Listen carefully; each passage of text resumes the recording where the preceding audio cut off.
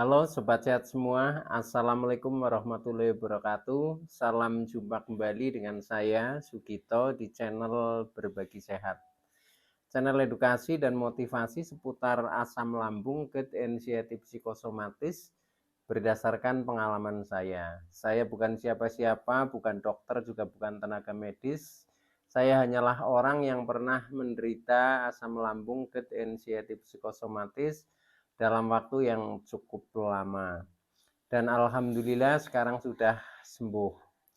Harapan saya khususnya kepada teman-teman yang masih dalam penderitaan asam lambung, GERD, anxiety psikosomatis, setelah menonton video ini akan dapat tersugesti dan termotivasi untuk dapat cepat sembuh. Saya bisa sembuh, insya Allah teman-teman pasti juga bisa sembuh.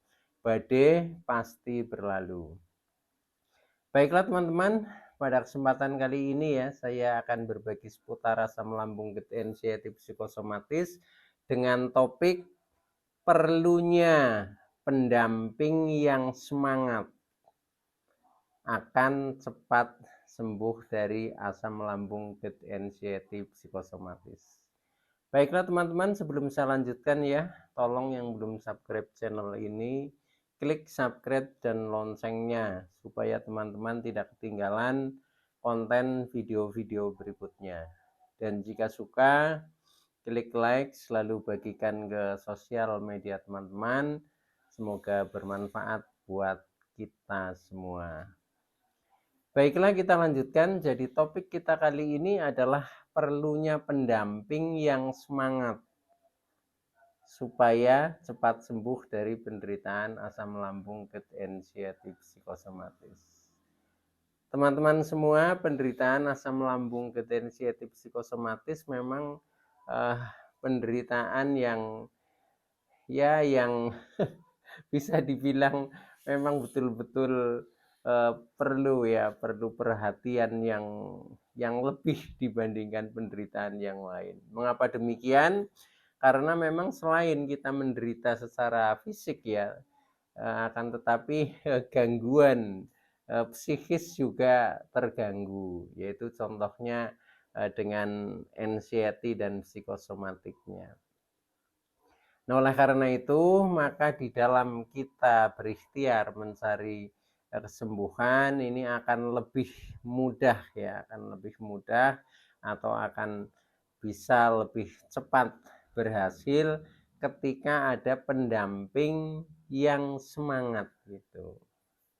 Jadi kadang karena penderita asam lambung, GERD, anxiety psikosomatis ini dengan sensasi yang sangat kompleks ya, sangat dahsyat. Nah itu sepertinya memang banyak yang tidak berdaya ya. Contohnya seperti yang saya alami dulu itu juga kita sudah menanggung rasa mulai dari ya ibaratnya dari ujung rambut sampai ujung kaki lah, yang sudah pusing-pusing, sudah keliengan, sudah mata buram ya, sudah leher kaku, dada nyeri, sampai dengan perut juga selalu kembung, pegal dan lain sebagainya. Bahkan badan ini terasa meriang ya, semuanya itu terasa pegel-pegel, sakit, sampai dengan kaki juga yang gemeteran, yang kebas ya, yang sendi-sendi kaku, bahkan telapak kaki sampai bengkak itu. Dulu saya seperti itu. Nah ini memang betul-betul melemahkan sekali. Nah dengan kondisi yang seperti itu maka eh, sangat dibutuhkan pendamping yang mengerti dan semangat itu. Nah yang jadi permasalahan adalah yaitu eh, pendamping yang mengerti dan semangat itu harus ada. Nah ini yang kadang ini dalam kita ya yang namanya orang hidup ini kan kadang bisa juga berdampingan dengan mungkin keluarga ya, mungkin kerabat dekat, tapi ada juga yang kadang hidup seperti menyendiri, contohnya yang hidup di dalam kos misalkan. Ini sangat-sangat memang berat lah untuk itu. Nah, maka dari itu pada session kali ini saya angkat topik yaitu perlunya pendamping yang semangat ya, mengerti dan semangat ini. Karena dari pengalaman saya dulu ketika dalam kondisi yang tidak berdaya ya, contohnya mau ke kamar mandi saja masih sangat lemah, sangat sempoyongan, harus dituntun atau mungkin harus dipapah. Nah, ini kalau tidak ada yang mendampingi yang semangat seperti itu betul-betul eh, sangat berat itu. Nah, oleh karena itu ya, pendamping yang mengerti dan semangat untuk melayani ya. Contohnya ketika kita mau makan itu juga harus mengerti makanan yang cocok itu apa. Nah, itu tentunya karena kondisi kita sebagai penderita pada saat-saat tertentu ya, pada saat yang sedang terpuruk ini sangat lemah, maka harus ada pendamping yang semangat. Nah, ini perlunya pendamping yang semangat ini, nah biasanya ya ini dari keluarga terdekat ya. Ini paling efektif. Jadi usahakan yang keluarga terdekat, yang satu rumah ya. Kalau saya dulu istri saya itu ya, karena saya sudah punya istri ya, istri saya, kemudian eh, anak saya itu seperti itu. Mungkin kalau yang belum berkeluarga ya bisa juga pendampingnya mungkin malah ibunya atau mungkin bapaknya, mungkin adiknya seperti itu. Cuma akan lebih efektif itu ketika yang satu rumah gitu, satu rumah. Nah, perlunya pendamping yang semangat itu memang untuk mengerti dan mau melayani serta semangat memotivasinya itu tinggi gitu ya. Contohnya misalkan kita membutuhkan ya, waktu itu saya setelah karena ya misalkan mau makan obat saja itu harus disiapkan. Nah, itu kalau tidak ada yang mendampingi yang setia ya itu susah. Nah, maka dari itu mau makan obat juga disiapkan oleh istri saya. Terus saya mau makan yang kira-kira makanan cocok juga kadang dibuatkan, itu seperti itu. Maka dari itu saya sangat menghargai ya kepada eh, ya siapapun lah ya yang ikut andil istilahnya di dalam penderitaan ini memang harus harus dihargai karena betul-betul mereka juga ikut berjuang untuk lebih cepat kita bisa sembuh gitu. Maka dari itu kepada teman-teman yang masih dalam penderitaan silahkan ya. Jadi pendamping yang terdekat itu memang sangat diperlukan ya, usahakan yang mengerti, yang punya semangat, yang syukur bisa memotivasi, ini akan lebih lebih mendukung kita untuk cepat sembuh gitu. Yaitu contohnya misalkan ya dulu ketika saya dalam penderitaan yang sangat terpuruk yaitu sampai kaki itu dingin sekali ya, kaki dingin sekali untuk berjalan gemeteran, kemudian tangan juga seringnya dingin ya.